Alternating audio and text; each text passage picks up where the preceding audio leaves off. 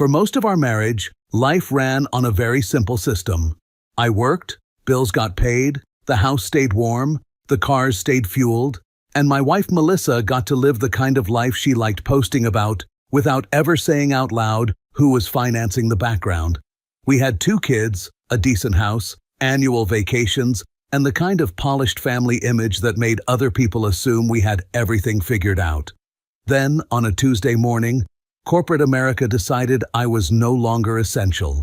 You can always tell bad news is coming at work when the meeting invitation uses phrases like quick check-in or brief update. Nobody ever gets surprise praise in a conference room with HR sitting there like a funeral hostess.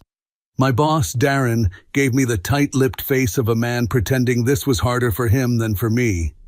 Across from him sat a woman from HR named Cynthia, who had the expression of someone about to explain a delayed luggage policy. "First," Darren said, folding his hands like a pastor about to announce a plague, "I want to say this is not performance-related." He launched into the usual corporate poetry: restructuring, strategic streamlining, budget realignment, market pressures. Apparently, my department had been sacrificed to whatever god executives pray to when they want a bonus and fewer payroll obligations. "So let me simplify this," I said. "You're cutting me loose, but in a respectful font." Cynthia actually gave a tiny laugh, then caught herself like humor might violate policy. Darren nodded with that fake sympathy manager's practice in the mirror. "Your role has been eliminated." They slid the severance packet across the table. A few months of pay, continuation details, paperwork, signatures. I looked at the packet, then at Darren. "You know the funny part?" He shifted in his seat. "What's that?" "Last quarter you called me one of the most dependable people in this division." "You are," he said. "Right, just not dependable enough to survive a spreadsheet." I packed my office in under 20 minutes. 1 laptop charger, 2 framed photos of the kids, a coffee mug Lily had given me that said, "World's okayest dad," and a stress ball shaped like a truck. That last one felt insulting now. My whole career in logistics reduced to foam irony.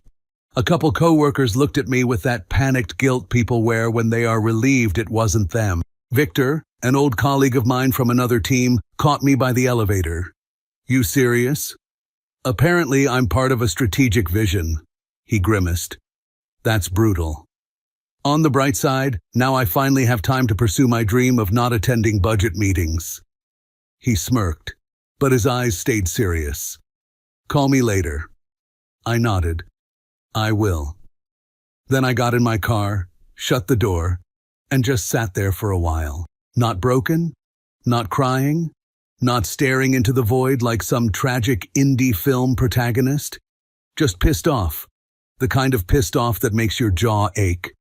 I had spent years being the guy who handled things, stayed late, fixed problems, took calls on weekends, smoothed disasters before they became disasters. And in the end, I was deleted by people who probably considered leadership a personality trait. Still, anger is easier to carry than panic. I did the math in my head before I even turned the key. Severance, savings, a couple months of breathing room, resume update, recruiters, contacts. I was not some helpless idiot drifting onto a sidewalk with a cardboard box and a 1,000-yard stare. At least that is what I told myself on the drive home. Melissa was in the kitchen when I walked in, standing at the island with her laptop open, one hand around a green juice that looked like liquefied lawn clippings.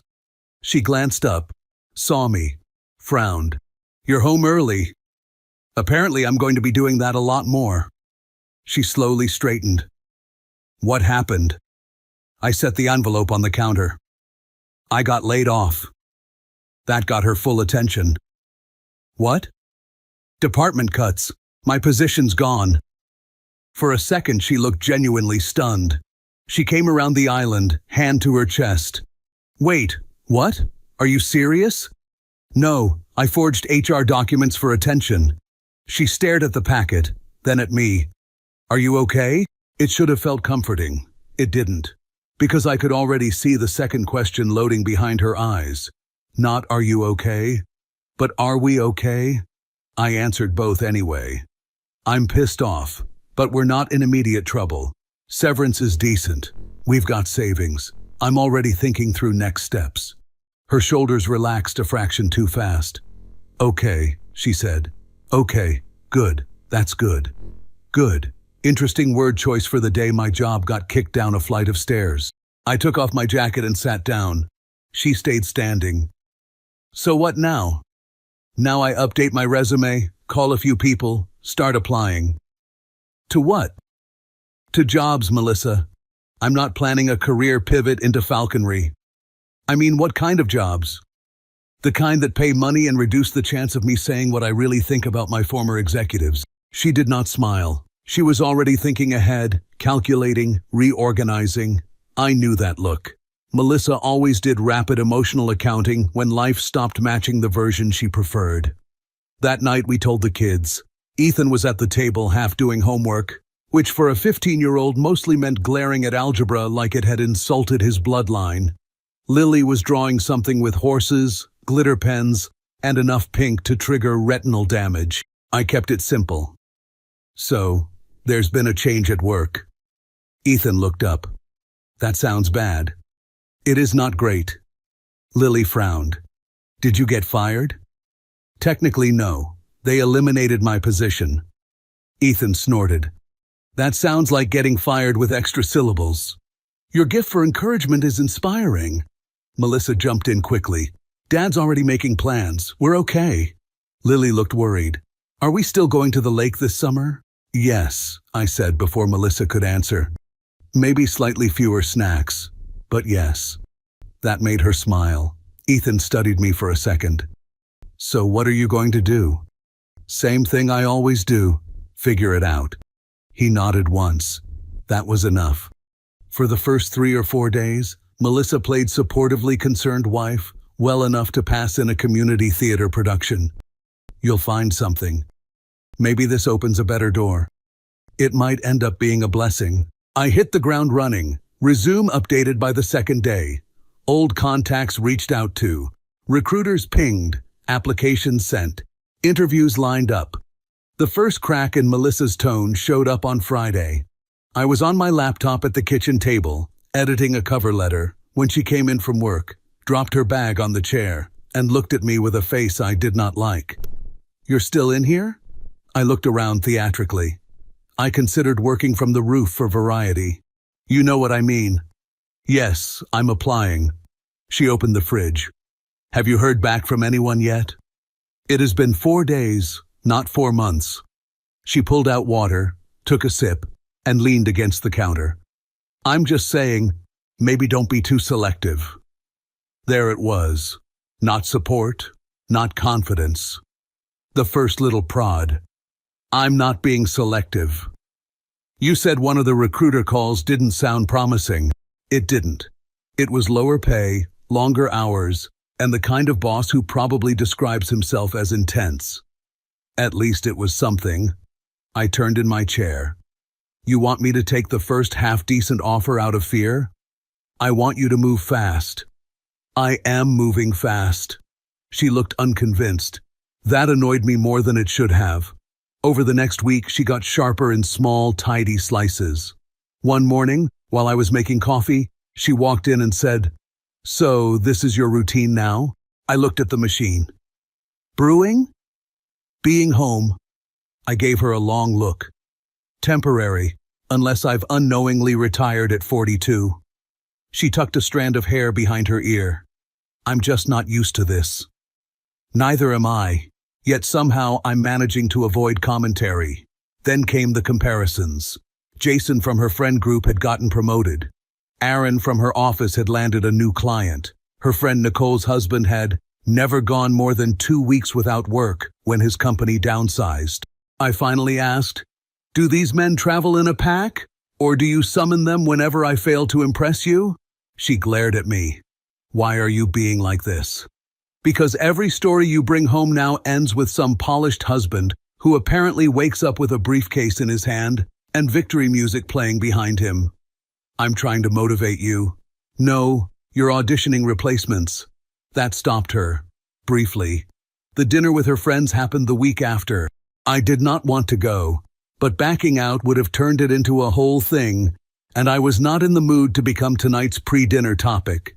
So I put on a decent shirt, drove us there, and prepared myself to be trapped in a dining room full of expensive opinions. These were the couples Melissa liked best. Well-dressed, professionally smug, permanently engaged in a quiet competition over kitchens, schools, skincare, and whether spending $300 on brunch counted as self-care or a cry for help. We had barely sat down before Brent, who always looked like he had just closed a mediocre real estate deal, asked me, "So man, what's the plan now?" A fair question. Too fair, apparently, because Melissa jumped in before I could answer. "Oh, he's in his domestic era right now," she said with a bright little laugh. "Laundry, errands, school pickup. Honestly, if this keeps up, I'm getting him an apron." A few people laughed. I smiled, not because I liked it. Brent raised his eyebrows. "Nothing wrong with holding down the fort." Melissa grinned. "Sure, but let's not get too comfortable, right?" More laughter. I turned to her. "If I do get an apron, I want one that says, 'Formerly employed, still hot.'" That got a bigger laugh, which she liked. Melissa loved when I helped her land the joke that was built out of my own skin. Later, one of the women asked how I was doing, and before I could answer, Melissa said, "We're adjusting. It's stressful being the one carrying everything." That one almost made me choke on my drink. Carrying everything? That was adorable. My severance was paying the mortgage. My savings were covering the gap. I stayed polite until we got home. The front door had barely shut behind us when I said, "What exactly was tonight?" She tossed her purse on the bench. "Dinner? You making me the comic relief for a bunch of people who think balsamic glaze is a personality." She spun around. "Oh my God, it was a joke." "No, it was a routine. You're overreacting." "No, I'm reacting exactly enough. You humiliated me." She laughed once, incredulous. "Humiliated? That's dramatic. You called me your domestic era." It was funny. "To who?" "To everyone." "Right. That's usually how public humiliation works." Her expression hardened. "You've been impossible lately." "I've been unemployed lately. There's a difference." She folded her arms. "Do you know what it feels like sitting there while people wonder what happened to us?" I stared at her. I let out a short laugh. "You're embarrassed." "I'm stressed." "You're embarrassed," I repeated. She looked away for half a second. That was the first truly honest moment we had had since I lost my job. After that, her patience dropped fast. Every question had an edge. Any update became an interrogation. Every job I rejected for being obviously terrible became proof I was dragging this out. If I took an hour to think through options, she called it avoidance. If I stayed focused and practical, she called it cold. If I made one sarcastic remark too many, she acted like my personality had become the emergency. Meanwhile, I started talking more seriously with Victor. Years earlier, he and I had kicked around an idea for a consulting business helping small distributors fix inefficient shipping systems, vendor issues, and cost leaks. Real work. Not glamorous, but valuable. The kind of thing companies happily pay for if you save them enough pain. At the time, we had both had stable jobs and families, and the usual adult disease known as maybe later. But now later had shown up uninvited. We talked twice that week, then 3 times, ran numbers, listed potential clients, discussed startup costs, realistic timelines, what we could do lean. For the first time since the layoff, I felt something better than hope. Momentum. So naturally, Melissa hated it. I told her one evening while she was scrolling through her phone on the couch, "Victor and I may actually build this thing." She looked up. "Build what thing?" "The consulting firm." Her expression changed instantly, and not in a good way. "You're serious?" "Yes." She actually laughed, not warmly, not affectionately. The kind of laugh people use when they think someone has accidentally spoken out loud from a fantasy. "You do not need a business right now," she said. You need a job. I need income. This can become income. This can become a disaster. It can also become something better than me begging some idiot VP for permission to exist. She sat up straighter. That is not how adults think. I smiled. Interesting criticism from a woman who buys furniture based on mood boards. Oh, here we go. Yes, here we go. She shook her head. You are trying to protect your pride. And you, I said, are trying to protect appearances. That hit. Her eyes narrowed. I'm trying to protect our life. No. She was trying to protect the comfort package attached to my old title and direct deposit. And by then, she had started changing in ways that had nothing to do with concern. New dresses for work, more makeup on weekdays, perfume stronger than usual, phone always in her hand, screen angled away, smile appearing at random moments like a private audience had entered the room. More late evenings, more team drinks, more client follow-up dinners, more excuses that sounded polished enough to repeat, but flimsy enough to resent. Then one night, while she was in the shower, her phone lit up on the bathroom counter. I did not even have to touch it. Ryan, you looked incredible today. I stared at the screen for a second. Well, that was one hell of an HR violation, unless office culture had become significantly more creative since my departure. When she came back into the bedroom, towel wrapped around her hair, I was sitting on the edge of the bed. Who's Ryan? She paused, just for a beat. But I saw it. My coworker. The one who thinks you looked incredible today? She picked up the phone, checked it, and gave me the offended look of a woman who had been caught badly, but intended to file a complaint anyway. He was joking. Sure, that classic workplace joke, right between Good Morning and the HR newsletter. She rolled her eyes. You are unbelievable. No, what's unbelievable is how often that man seems to appear in your life lately. He's on my team. And apparently in your compliments section. Her tone sharpened. At least he knows how to talk to people without sounding bitter. I stood up. There are certain moments when a man realizes the problem is no longer bad timing, no longer stress, no longer a rough patch. It is character. Raw, ugly character finally stepping into proper light. Are you sleeping with him? I asked. Her face changed, but not into guilt, into outrage. The kind people use when the accusation is too accurate to answer cleanly. Wow. That's not an answer. She folded her arms. Maybe if you spent as much time becoming employed as you do monitoring me, we wouldn't be having this conversation. And there it was. Not denial, not reassurance, not even a decent lie, just contempt. I looked at her for a long second and laughed once, low and humorless. Good to know, I said. She brushed past me and got into bed like I was the problem she had just bravely survived. I stayed standing there in the half-lit room, listening to the shower fan wind down, realizing something simple and ugly. Losing my job had not ruined my marriage. It had just removed the wallpaper. I did not confront her again that night. Not because I was afraid of the answer, but because I had already heard it. You don't need a confession when contempt starts doing the talking for someone.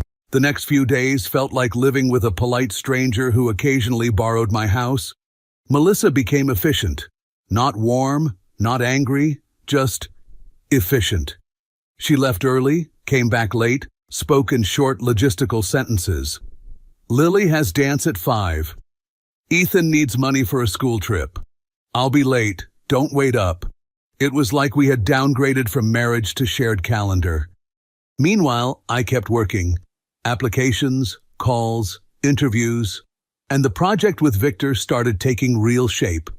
We had our first potential client call scheduled. Small company, but real. They had shipping delays, inventory chaos, and a warehouse manager who apparently thought spreadsheets were a personal attack. It felt good. Not victory good, but forward good. Melissa noticed, but not in a supportive way. One evening she came home while I was on a video call. I finished, closed the laptop, and she asked, "Who was that?" Potential client. For what? The consulting idea. She exhaled sharply. You're still doing that? Yes. She dropped her keys on the counter. You're gambling. I'm building.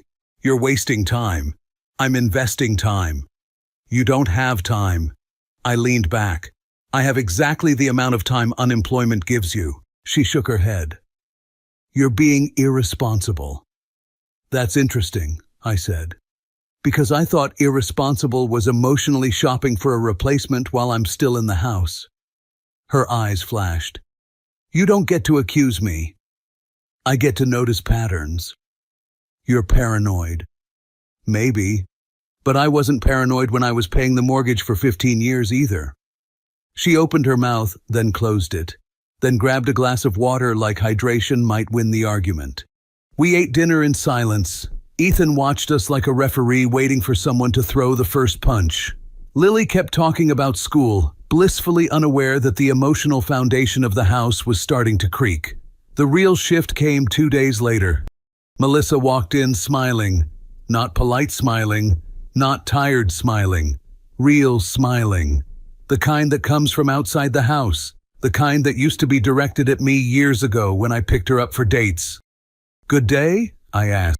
Busy, she said, but the smile lingered. Her phone buzzed. She checked it instantly, typing back while walking toward the bedroom. I did not ask. I just watched. Later that night, she came out in a new dress. Going somewhere? I asked. Team drinks? At 8:30? Yes. With Ryan? She stopped, turned slowly. You're really going to do this every time? I'm just improving my guessing skills. She sighed. You're exhausting. And you're predictable. She grabbed her purse. Don't wait up. I wasn't planning to. She left. The door closed. The house got quiet. Ethan looked at me from the couch. Mom's working a lot. Apparently. He hesitated. You okay? Define okay. He shrugged. You don't look surprised. I'm not. He nodded like he understood more than he wanted to. That sucks.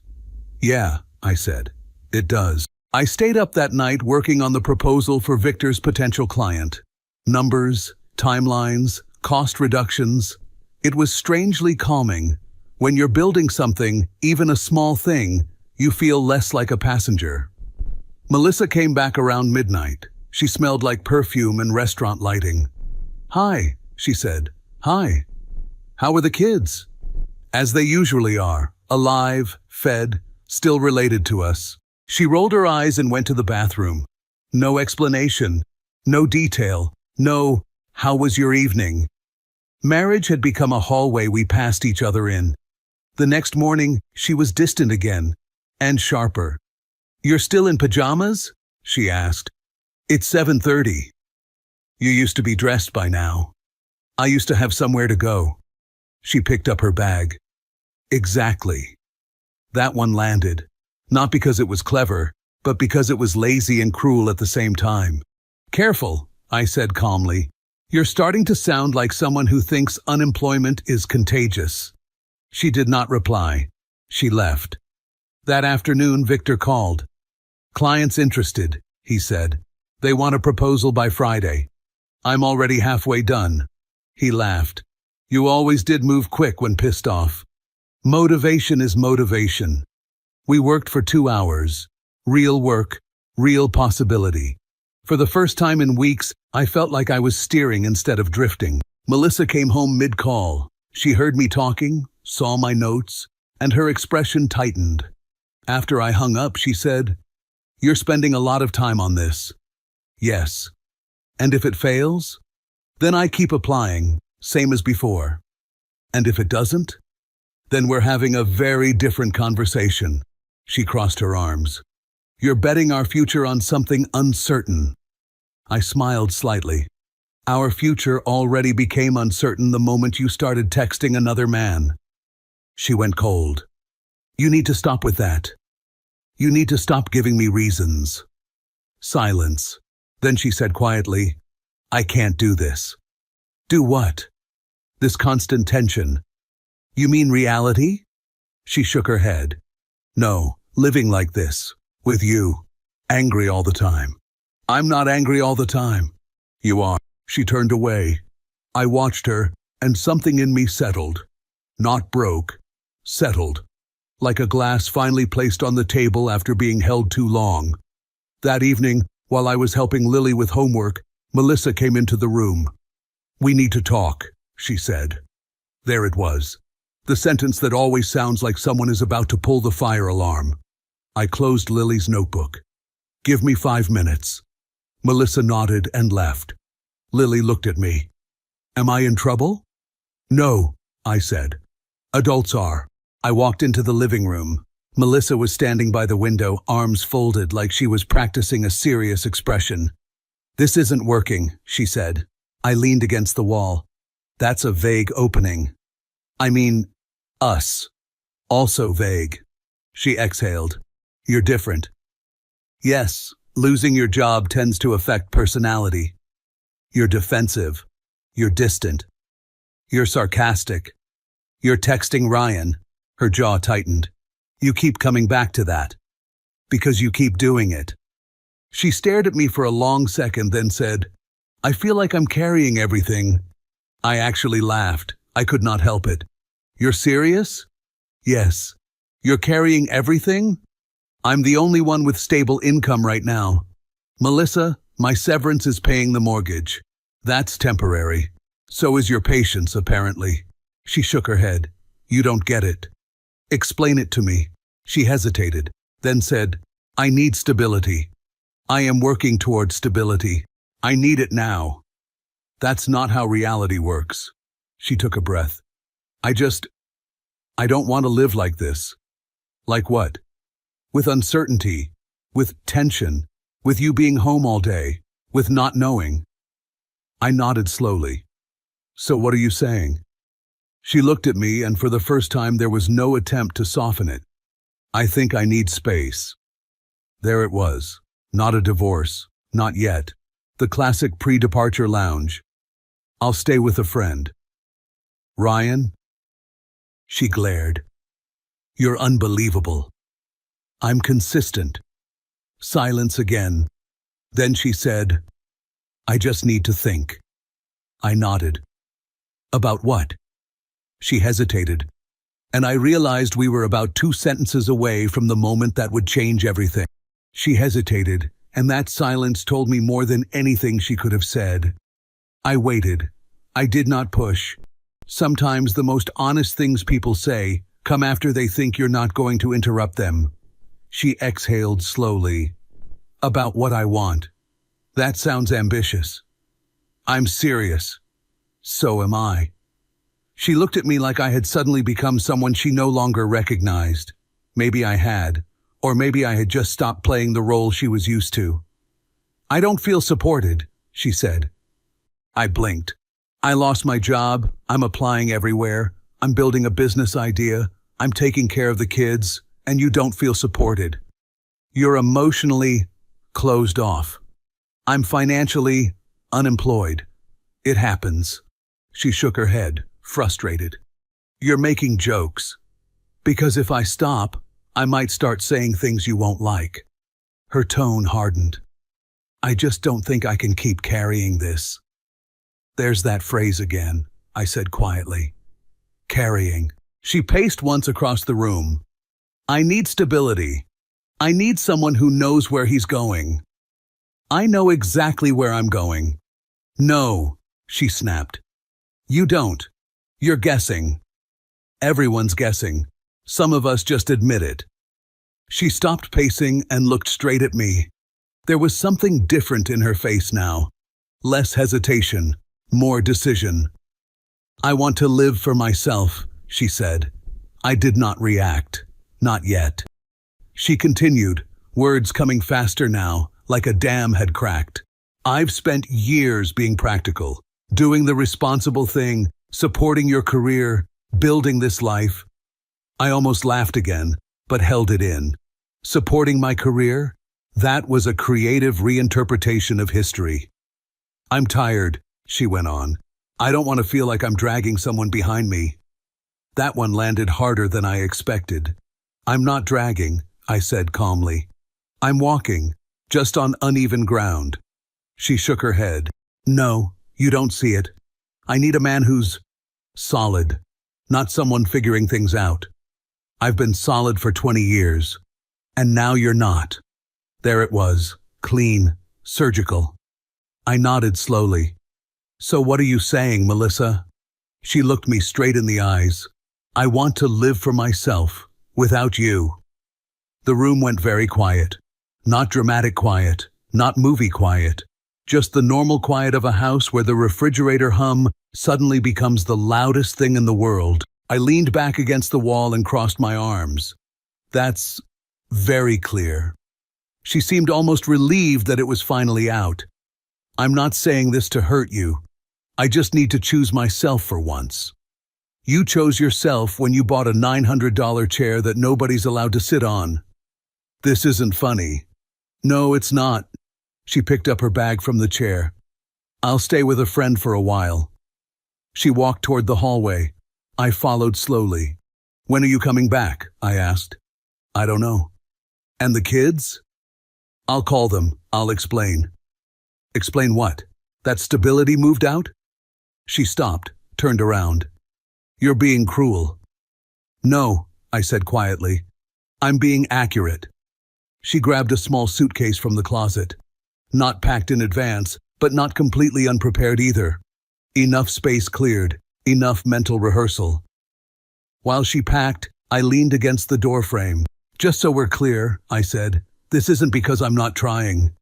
This is because I don't see a future like this. You mean a temporary rough patch? I mean uncertainty. You mean I'm not useful enough right now? She zipped the suitcase harder than necessary. You're twisting my words. I'm translating them. She picked up the suitcase and walked past me. At the door she paused. For a moment I thought she might soften. Maybe say something human, something regretful. Instead she said, I hope you figure things out. She opened the door. And Melissa? She looked back. You got what you wanted. You're living for yourself now. She said nothing. Then she left. The door clicked shut. I stood there for a few seconds, not moving. Not because I was shattered, because my brain was reorganizing the situation into something simpler.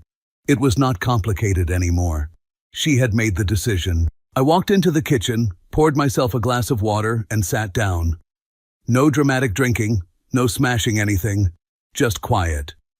Ethan came down from his room. Mom's leaving? He asked. For a bit. He nodded slowly. Because of the job thing? Partly. He leaned against the counter. That's messed up. Yes, I said. It is. He looked at me carefully. You okay? I thought about it. Yeah, I said finally. I think I am. And surprisingly, I meant it. Because something important had just happened. The uncertainty was gone. The waiting was over. She had drawn the line herself. And now I didn't have to pretend anymore. The next morning the house felt different. No tension hanging in the air. No passive-aggressive comments waiting around corners. Just 3 people eating cereal. Lily asked, Where's Mom? She's staying with a friend for a bit. Why? Adults sometimes need space. She accepted that faster than I expected. Kids don't analyze. They just adapt. After they left for school, my phone buzzed. Victor. You alive? He asked. Barely. But yes, my wife just moved out. Pause. Well, he said. That escalated. Apparently, instability is contagious. You okay? I think she just did me a favor. He chuckled softly. Cold. No. Clear. We talked about the proposal. We finished it that afternoon. Sent it out. 2 days later, we got a reply. They wanted a second call. I sat back in my chair, reading the email twice. Not victory, not yet. But movement. And for the first time since she said she wanted to live for herself, I realized something quietly satisfying. I was about to do exactly the same. The next few weeks settled into a strange but efficient rhythm. No drama, no long emotional monologues, just logistics, work, and silence where Melissa used to be. She called the kids every couple of days. Short conversations, bright voice, a little too bright. The kind of tone people use when they want to sound happy without giving details. She barely texted me. When she did, it was neutral. Did Ethan submit the permission slip? I'll pick Lily up Sunday. No, how are you? No, are you okay? Just administrative marriage? Fine by me. Victor and I pushed hard. We refined the proposal, ran numbers, built a simple deck. Nothing fancy, just practical solutions and realistic savings. The client scheduled a second call, then a third. On the third call, the owner leaned forward and said, "If you can deliver even half of this, you'll save us a lot of money." I smiled. We prefer delivering all of it. After the call, Victor exhaled. That sounded promising. 3 days later, we got the email. They wanted to move forward, not a massive contract, not life-changing money, but real, paid, legitimate. I stared at the screen for a second, then leaned back. It felt quiet, not explosive, just solid, like placing the first brick. I texted Victor. "We're in." He called immediately. "We're actually doing this." "Yeah." "You realize this might work." "I know." We spent the next 2 weeks working nonstop. Process audits, calls, documentation. It was exhausting, but it was ours. No HR, no restructuring, no polite execution speeches. Melissa texted during that period. "I heard from Lily you're working a lot." "Yeah." "What are you doing?" "Building stability." No reply. A few days later, she came by to pick up some clothes. First time I saw her since she left. She looked good, relaxed, confident. The kind of confidence people get when they think they made the right move. "Hi," she said. "Hi." She walked inside like a guest in a house she used to own emotionally.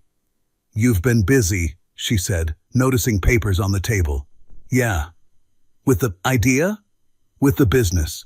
She nodded. "That's nice." We stood there for a second. No tension, just distance. Then her phone buzzed. She glanced at it. Small smile.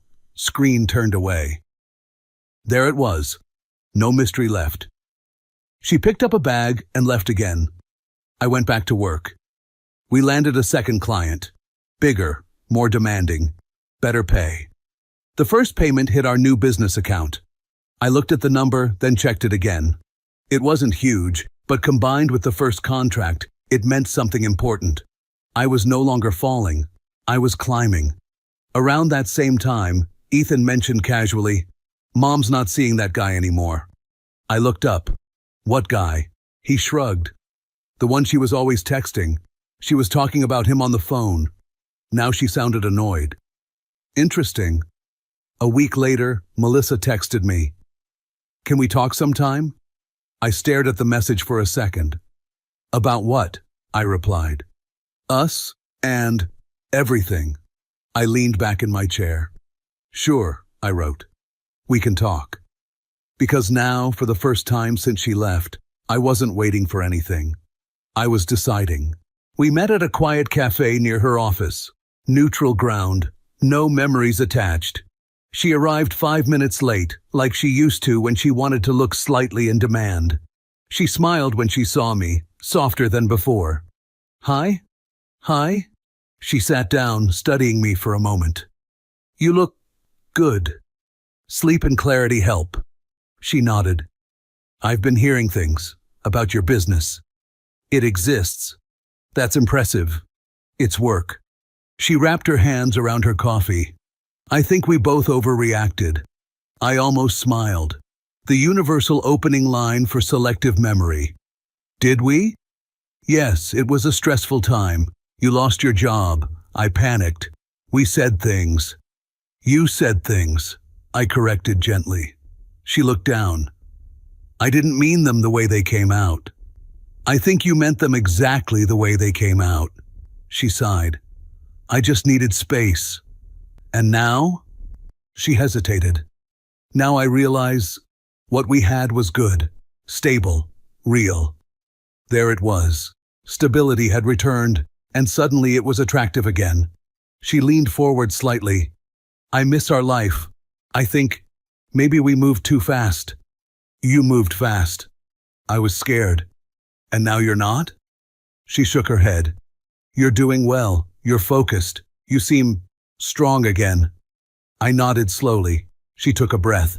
I think we could try. Slowly. No pressure. Just see.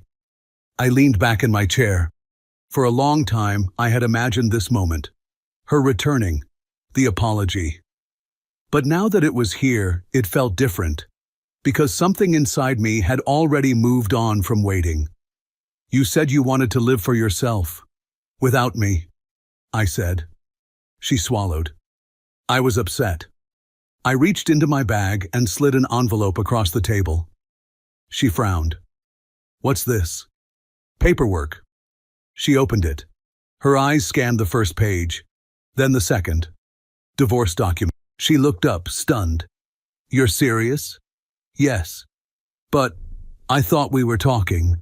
We are. This is final. I nodded. You made it final the day you left. Her voice softened. People make mistakes. They do. And you won't even consider. I shook my head gently. You wanted to live for yourself, I said. So do I. She closed the folder slowly. I didn't expect this. I did. Silence again. She stood up. I hope you're happy. I'm peaceful, I said. That's better. She left first this time. I finished my coffee, checked my phone, and saw a notification from Victor. Client signed extension, bigger contract. I smiled, stood up, and walked outside. For the first time in a long while, nothing in my life depended on someone else's approval, and that felt like the most stable thing I'd ever built. A few months later, the divorce was finalized without drama. Papers signed, accounts separated, the house sold. Clean lines, no shouting, no last-minute confessions. Just two people closing a chapter neither of us pretended to misunderstand. The business kept growing. Slowly, then steadily. Nothing flashy, just real clients, real results, and the quiet satisfaction of building something that didn't disappear because someone higher up needed to impress a spreadsheet. The kids adjusted better than I expected. Ethan treated the whole situation like a case study in adult decision-making. Lily just cared that both houses had snacks and Wi-Fi. Kids are practical that way. I ran into Melissa once at a grocery store. Polite smiles, short conversation, no tension, no nostalgia. Just two people who used to share a life. Walking back to my car, I realized something simple. Losing my job didn't cost me my marriage. It revealed its expiration date. And the day she said she wanted to live for herself was the day I finally did the same. If you felt this story hit hard, drop a like, subscribe for more, and share your thoughts in the comments. Your support keeps Steelheart beating.